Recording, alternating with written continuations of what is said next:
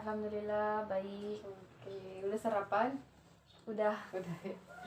Oke, eh, Ibu, hari ini kita ada, saya akan menjelaskan tentang pasca pemasangan AKDR konseling Ibu ya. Sebelum itu perkenalkan, nama saya Perawat Sarah. Di sini saya bertugas sebagai konseling hari ini. Oke. Sebelum itu boleh saya tahu Ibu namanya siapa? Dewi. Oke, Ibu Dewi. Nah, untuk dilakukannya konseling kurang lebih 15 menit, apakah Ibu bersedia? Ya, bersedia. Sebelum dilakukannya konseling, adakah yang ingin Ibu tanyakan sebelum itu? Tidak. Oke, mari kita mulai ya Bu. Oke, yang pertama kita harus tahu apa itu AKDR.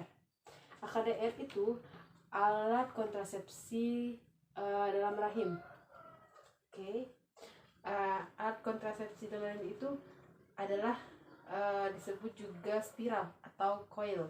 Adalah seperangkat kontrasepsi berukuran kecil, sering berbentuk T. Ibu pernah melihat? Waktu itu pernah sih kalau digambar. Oke.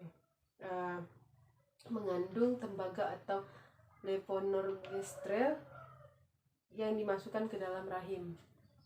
Nanti dimasukkan berhuruf T, nanti ada tali gitu.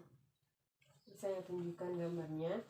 Kemudian manfaat itu kita harus tahu manfaatnya gimana. Nah, manfaatnya manfaat pokok dari pemasangan KDR pada ibu pasca kehamilan adalah untuk mencegah kehamilan dan fertilitas pada ibu.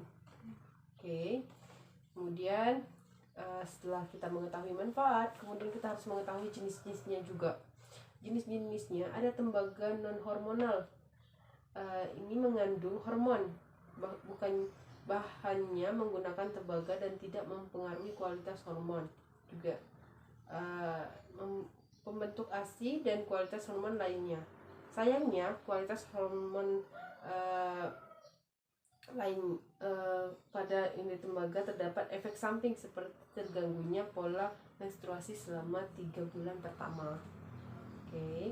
Kemudian iod hormonal berbeda dengan bahan tembaga. Iod hormonal memiliki bahan yang terbuat dari plastik yang dilapisi oleh silinder, mengandung hormon levonorgestrel dengan dosis 52 mg.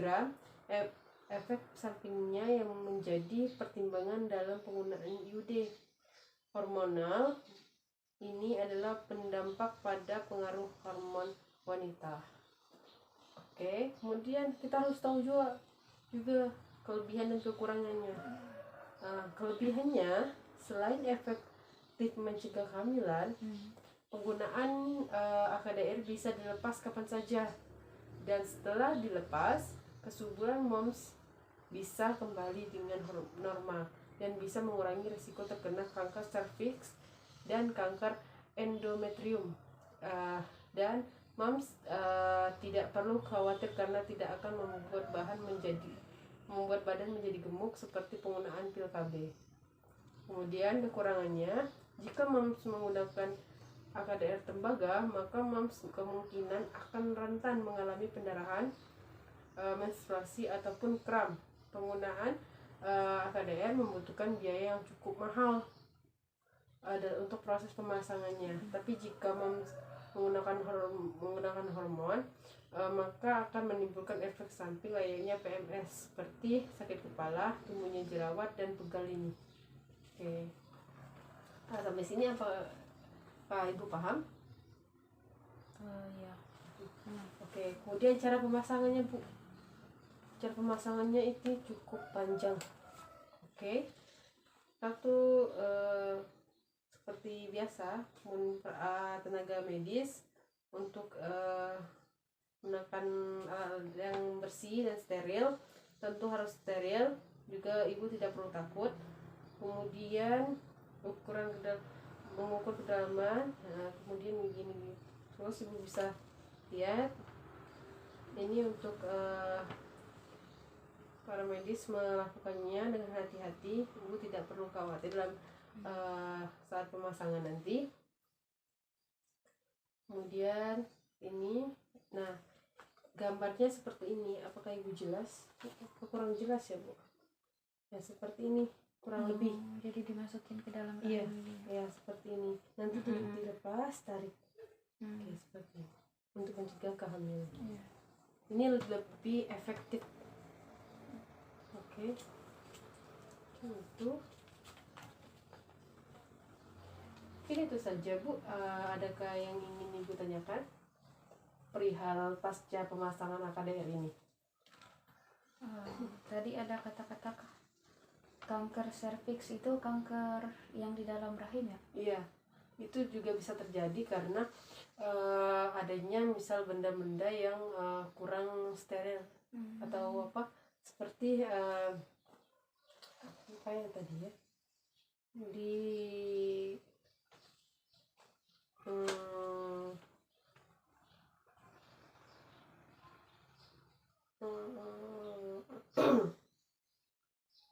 mana ya?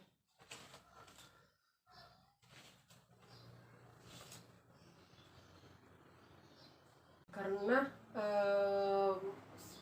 bisa karena pemasangan AKDR-nya dilepaskan saja, dan setelah dilepas kesurupan moms itu tidak bisa kembali dengan normal dan bisa mengurangi resiko terkena kanker serviks.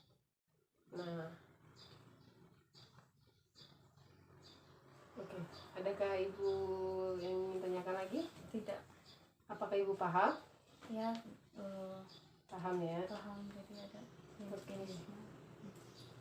Oke, kalau ibu kurang misal lupa atau apa tentang bagaimana tentang pengetahuan tentang pasca pemasangan AKDR ini, bisa nanti saya kasih leafletnya, bisa dibawa pulang.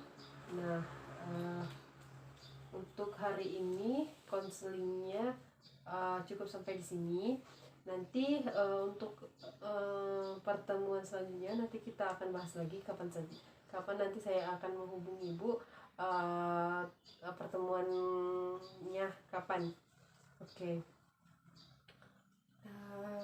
Terima kasih ibu sudah kooperatif dalam mengikuti konseling dari saya. Semoga ilmu yang saya berikan bermanfaat pada ibu, dan juga untuk menjaga kesehatan ibu juga. Seberapa pengetahuan ibu tentang AKDR ini. Nah, oke.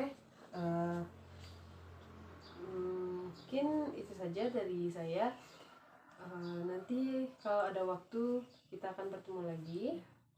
Oke, selamat beraktivitas.